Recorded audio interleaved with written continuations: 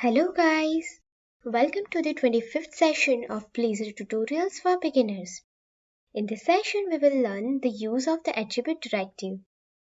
I am going to continue with the files that we have created in the previous session. As far as we know, every Blazor component will be converted to class when it is compiled. You may want to use some kind of attribute on that compiled class, right? For this, we can use an attribute directive. For example, if you want to make this component serializable, for that write attribute serializable. Note that we need to write it inside square brackets. When project build, it will add this attribute to the class. And if you want to make this component deprecated, for that we need to use obsolete attribute. Let's write this component is deprecated. Rebuild the project.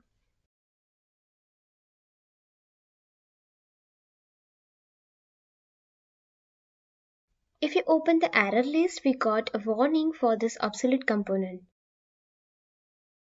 Let's display error for this. Build project. Here we got an error.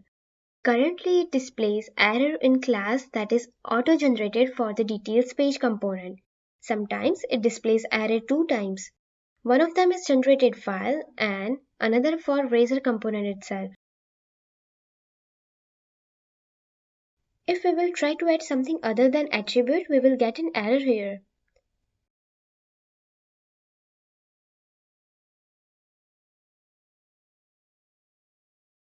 Like this. If we try to apply attribute which is not allowed on class level, then again we will get an error. For example, DLL import attribute, this attribute only allowed on methods.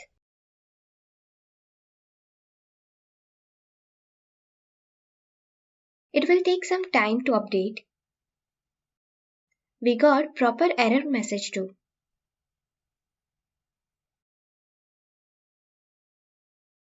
Let's comment this attribute and remove the error from this obsolete attribute so we can compile this project in the further sessions.